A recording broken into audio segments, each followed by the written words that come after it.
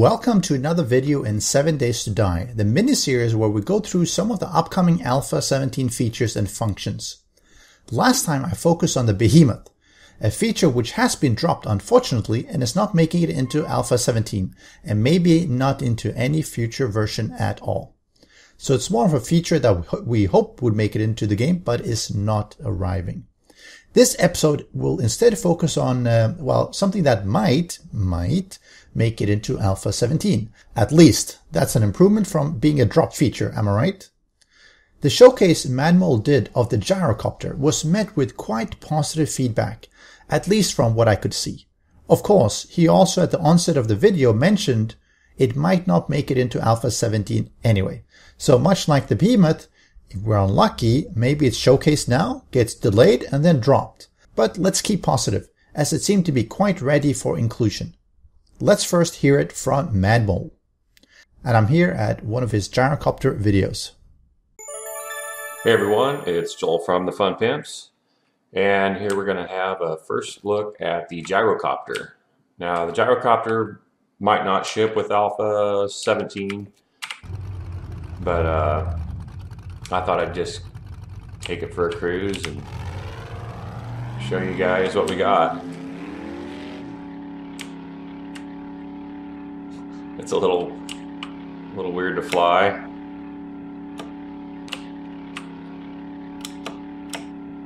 Get out of this biome so we can see something. Whoa! You can do loop-de-loops with it. Let's go north here.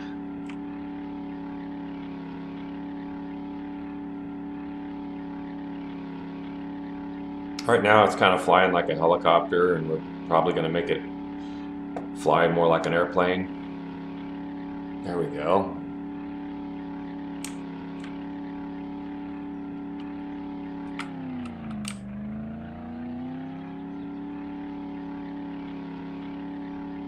It's just using the Jeep sounds for now.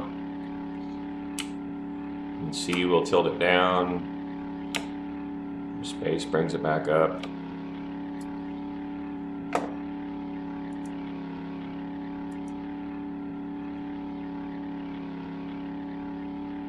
We've got mouse steering now, so you can kind of like, see how it tilts when I move it to the right, and it's tilting, and it tilts that way. Works better with the Jeep, but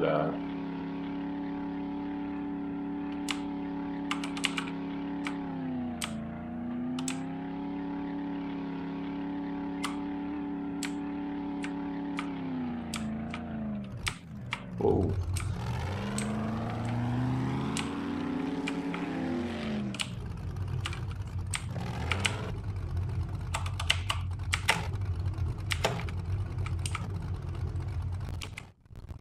What do y'all think?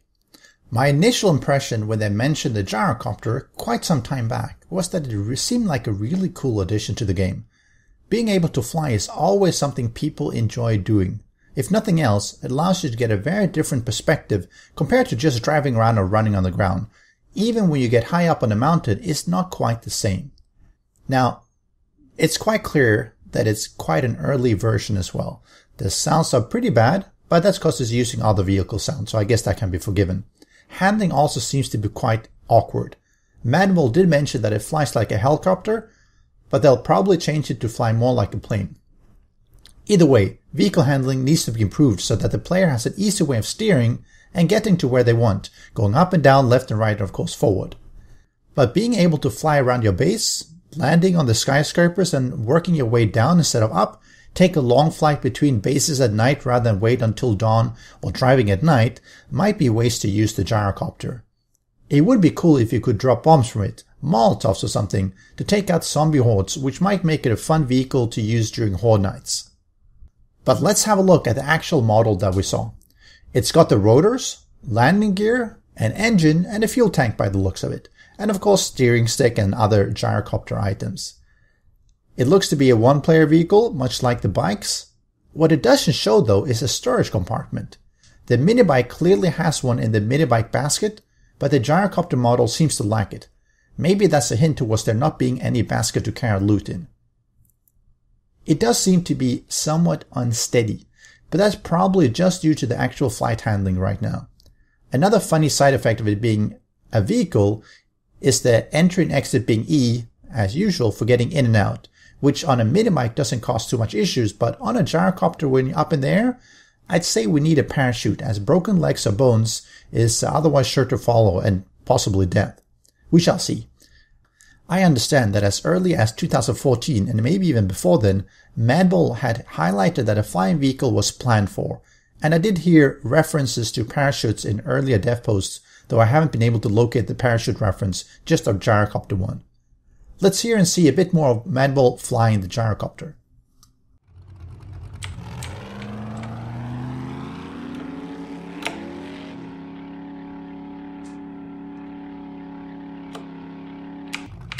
Oh shit. That's what happens if you jump out. I hit that button.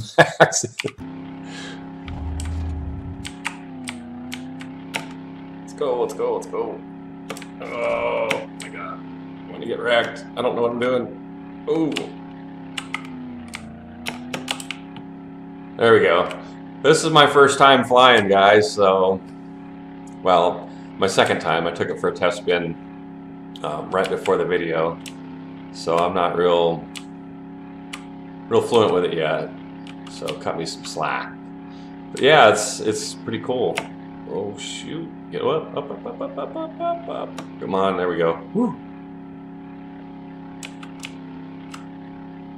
Pretty cool. Let's check this mountain out. I've never seen this mountain from like above the mountain. Oops, wrong way. Up.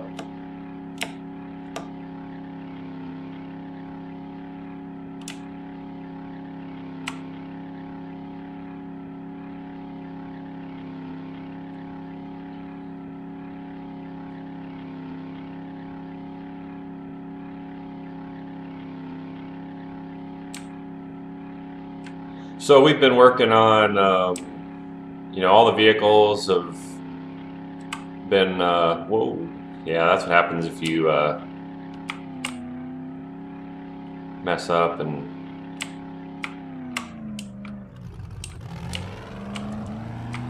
there's free cam mode, so you can like rotate around. You press left click on your mouse, and then it kind of, I'll show you guys on the Jeep. It's pretty cool.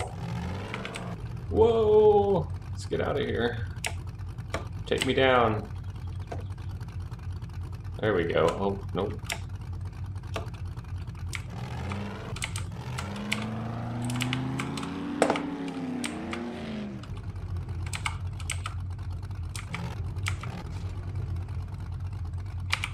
Alright, that was cool. Looks overall pretty cool, doesn't it? Well, and cold. I wouldn't want to be up in the air, high up, half naked like that, hypothermia and all of it. And not being able to change clothes while flying would be painful. Well, you could jump out, but you better have a parachute. But there are always buts. While it seemed to be a cool thing as always, the devil really comes down to the details. While it's probably given that this is an endgame vehicle, how will it then affect gameplay and balance? For instance, we will have the bicycle. It's an early game vehicle. You transition to the mini-bike, which should be a mid-game vehicle, and then into the Jeep and Gyrocopter as late-game vehicles. But flying in between bases, in between POIs you're exploring, not to mention avoiding zombies day and night, does that get too overpowered? How about at Blood Moon Horde nights? Do you just get into your Gyrocopter and fly circles randomly until morning and avoid the hordes that way?